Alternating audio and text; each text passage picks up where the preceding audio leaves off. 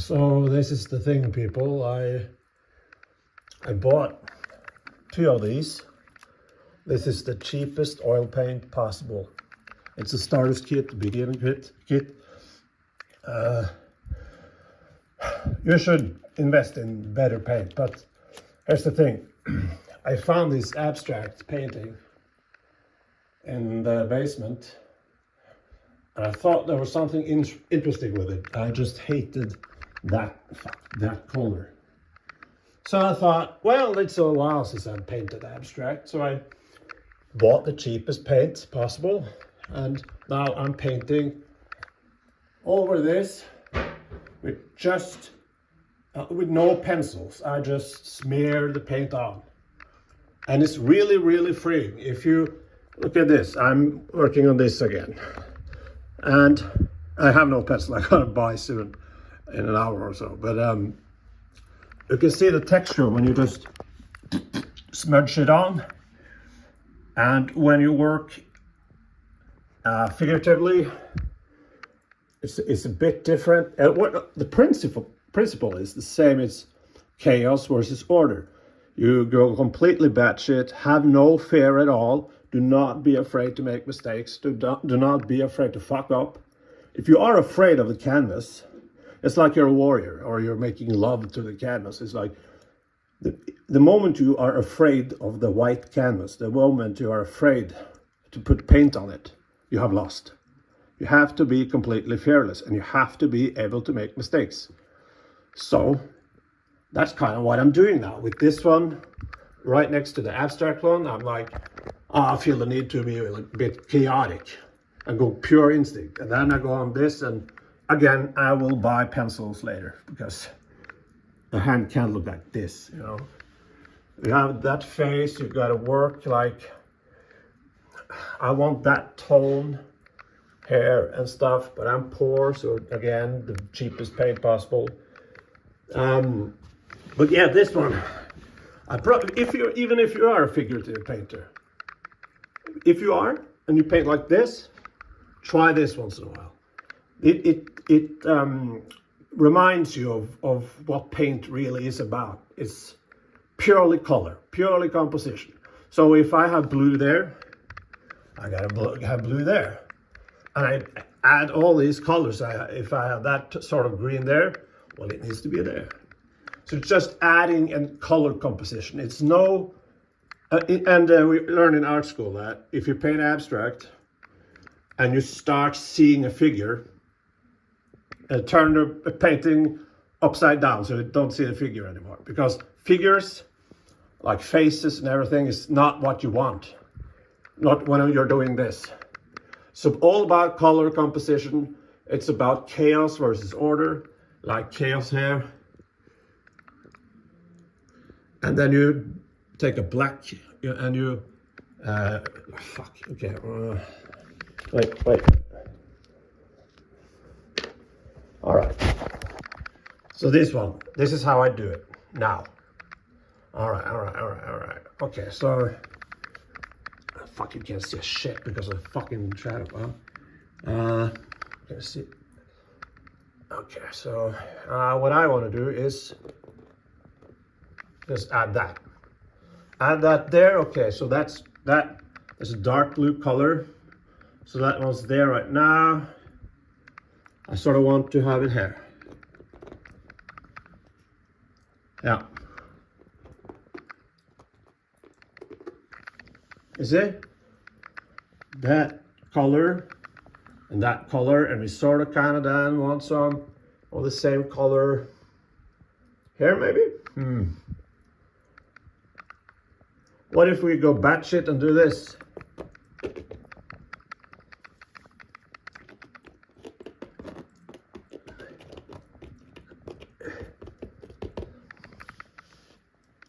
Huh. Interesting, because when I did that, that's chaos. I want order, and that's,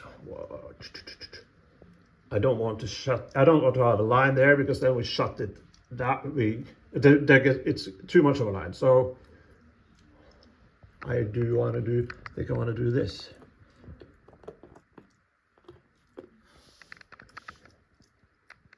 Maybe this.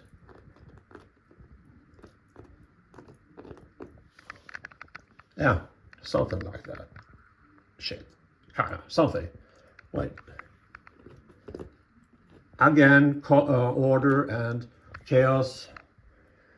It's like when the brain sees like you take two dots here, the brain wants it to do a third one because the brain loves fucking what? God damn it! Brain loves rhythm. It loves, you know. And they say that 3 is the first to know. When you have 3 things, that's when the brain starts adding more. It wants to balance it out. I think, or it's not. I don't really care, to be honest. Okay, so let's do this. As I said, I have no pencils, and this canvas is thick with paint. So it's fucking difficult to smear just paint over here. But what about this? Then we gotta do that. We gotta do that. We gotta do that. We gotta do that. Right. I didn't like that. It was too. But again, you fucked up. I fucked up. I didn't like that. So I'll just do something else. Just fuck it. You know, okay, I fucked up. I fuck up some more. Happy accidents, you know. By the way, Americans think that what's his face? The guy with the afro head. So the Americans are so. What's his fucking name? Bob Ross. You are aware that he is a bad painter, right? He's a good teacher of the little I've seen from him, but he's not a good painter at all. Hitler was better. You know, Churchill and Hitler both were painters, and being like purely objective, Churchill's paintings were better. This fucking phone, man, it cut me off, and it's difficult to use this fucking phone because I am painting all over my fucking fingers. Anyway, Hitler's paintings was, a bad painter is when a painting looks like it's drawn. There is no strokes, it's just meticulously drawn. It has no flow to it, no movement. That's what we're trying to do here, have movement, right? And that's not paint, that's, you know, just... So anyway, Churchill has more movement, and it's not great, but it's better than Hitler's. So, yeah, he was a fucking evil man, a scumbag, and he was also a bad painter. So that's, you know. All right, I think I can show you later on how we, but you get the point, you get that. I need to buy some pencils. As I said, she's now very yellow. That's a fucking problem too. But oh fuck. But yeah, this is me doing my job. Yeah. All right. Bye bye. So I've used up all this paint. I think 90% at least. And I've just gone fucking crazy with them. From a distance, those two circles, they doesn't work together. I hate them. Also, it's now more chaos than order. So I would like to maybe, if this dries, it's a very, very thick paint. This dries or something, I could go over with lighter paint, like paint that like, it works like a fucking, God damn it, English. Fuck. Well, over either white or black. White or black paint are... Fuck. There's certain words I just don't... I know the word, but I fucking forgot. Oh no, okay, so I'll try to explain this. If I wait until this dries... Right? Because I don't like those two circles. I can go over with white, titanium white. I can do like I've done here, you know, lines, concrete lines, not circles, not because here's like chaos, complete chaos. So what would make this work is order. This is order. So waiting until this dries, which maybe 2007, like we can tighten them up, tightening the painting up, black or white, tightening the painting up. Look at more order there is there, but here, but as I said, you have got to have fun with it, and you can't be scared, you can't be afraid. This is a part of the fucking thing, and my hands were so full of paint. I gotta eat dinner now, but you know, and this little baby, so no, it's not gonna be that yellow. I'm gonna eat dinner, then I'm gonna fucking buy pencils, because they sell them at the convenience store 6 minutes away. So I just have to walk in the cold. They don't sell oil painting, so I'm fucked. I have one of those, but you know, 5 minutes they're gone. Because you can see how much I love texture and everything. And the principle is the same. And here, Rembrandt was the thing that made Rembrandt such a fantastic portrait painter, was that he knew when to have short, precise strokes. Like with 3 brush strokes, he could paint a person holding a piece of paper, or a person, or himself holding a fucking, like, you know, fucking thing you have the fucking paint us, the thing we paint. He could do that brilliantly. He could do that like the Flemish painters. A couple of strokes and you understand what it is. He could do that just as good as he could work the fuck out of our face, out of a portrait, like texture, everything. And if you go near a portrait, you will see so many nuances. That the whole thing that eyes are the